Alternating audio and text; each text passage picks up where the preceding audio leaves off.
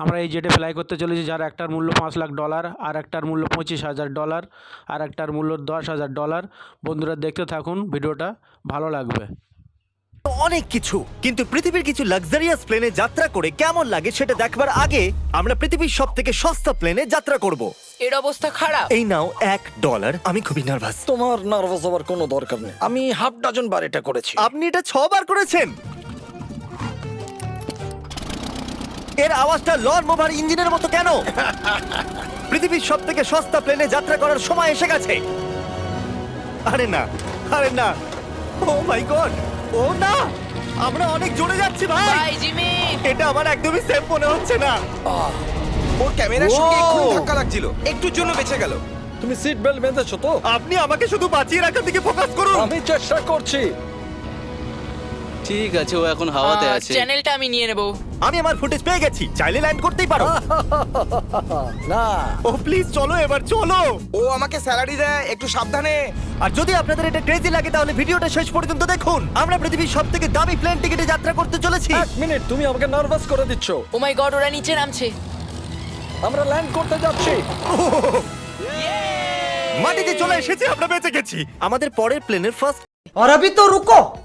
ব্যাপারটা এই হলো বয়েজ, আমি সমস্ত ফার্স্ট ক্লাস টিকিট কিনে নিয়েছি। তোমরা যেখানে খুশি বসতেই পারো। তোমার কি একটু মিরাকেল মিস্ট লোশন চাই? কেন? কারণ এটা ফার্স্ট ক্লাস ভাই, খুবই ঠিকই আছে। যত্ন। হ্যাঁ? আমাদের সবার কাছে সিটের সাথে একটা টিভিও আছে। এই টিকিটে আছে ভালো ভালো খাবার, বাথরুমের জিনিস আর একটা পাজামা। আমরা এগুলো বাড়িতে নিয়ে যেতে পারি কি? আর লম্বা ফ্লাইটের জন্য রিক্লাইন। এটা নিচে নেমে একটা বেডের মতো হওয়া উচিত। মনে হচ্ছে যেন কবরে আছি, বেশ ভালো হ্যাঁ, লাগলো। এটা সত্যি দারুণ। আর সব থেকে ভালো কথা, এই $1,000 টিকিটের সব থেকে বেস্ট পার্ট হলো আমাকে নোলানের সঙ্গে কথা বলতে হবে না।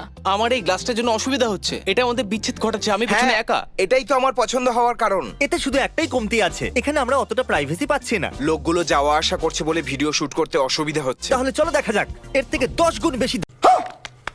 আর এটা হলো $10,000 প্লেন টিকিট। ও ভাই, এটা তো দারুণ, দুর্ধর্ষ। পা রাখার জন্য আনলিমিটেড জায়গা আছে। দেখো এখানে আপনি কি কি পাচ্ছেন সেটা দিয়ে শুরু করা যাক। একটা ট্যাবলেট, একটা বড় টাচ স্ক্রিন টিভি, আমার নিজের একটা ইনসি ড্রিঙ্ক বার, স্ন্যাক্স। এটা ফেস্টিভ্যাল চকলেট বার নয়, আমার রিফান্ড চাই। আমরা ওয়াইফাই দিয়েও কানেক্ট করতে পারি। যদিও আমরা সিটের জন্য 10,000 দিয়েছি, কিন্তু ওয়াইফাই এর জন্য আলাদা করে $20 দিতে হবে। ওটা ফ্রি নয়? আমরা টেক অফ করতে চলেছি, যেটা খুবই দারুণ হতে চলেছে, কারণ সেটা আমি টিভিতে দেখতে পাচ্ছি। আর যেহেতু এটা 16 ঘন্টার জার্নি হতে চলেছে, তাই আমি দেখুন এই বাথরুমটা কত সুন্দর। এখানে আছে একটা সিঙ্ক, একটা টয়লেট আর একটা শাওয়ারও।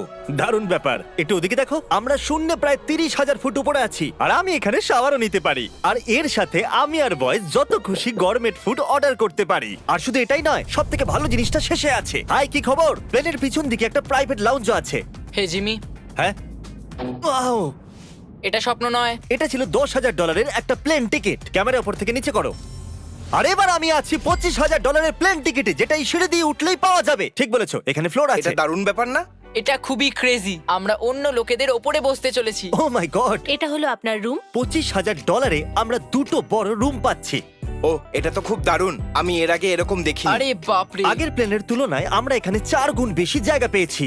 আমি এরকম প্লেন আগে কখনো দেখিনি যেখানে আমি জাম্পিং জ্যাক করতে পারি। এই দেখো, আমরা পাচ্ছি দুটো চেয়ার্স আর অনেকগুলো টিভি। এই একটা ঘরে এতগুলো টিভি আছে, যেটা আগে সবকটা প্লেন মিলিয়েও ছিল না। একজন পার্সোনাল ফ্লাইট অ্যাটেন্ডেন্ট খাবার সার্ভ করে। এরকমটা কেন? একটা বিশেষ প্রাইস পয়েন্টের পরে ওরা সবসময় ক্যাভিয়ার দেয়। আর একটা বাথরুমও। বলছি, কিছু বলতে পারি? এই বাথরুমটা আমাকে হতাশ করলো। এখানে কোনো শাওয়ার নেই, হিটেড ফ্লোরসও নেই, আর সাইজও অর্ধেক। আমার মনে হচ্ছে $10,000 ফ্লাইটটা বেশি ভালো ছিল। তোমরা কি একটা ফ্লাইটের জন্য এত টাকা খরচ করবে? আমি এটার পরামর্শ দেব না। আমি তো বলবো একটা গাড়ি এর নিয়ে বদলে নাও। গাড়ি নিয়ে আর নাও। এটা হলো রুমের সবথেকে বেস্ট পার্ট, একটা কুইন সাইজ বেড।